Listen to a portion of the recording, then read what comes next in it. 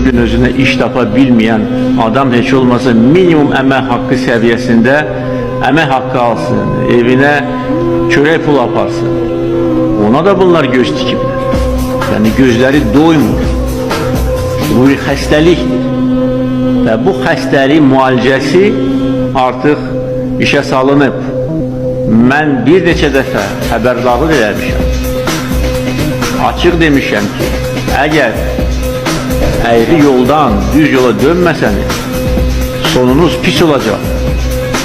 Cəza tədbirləri tətbiq olunacaq.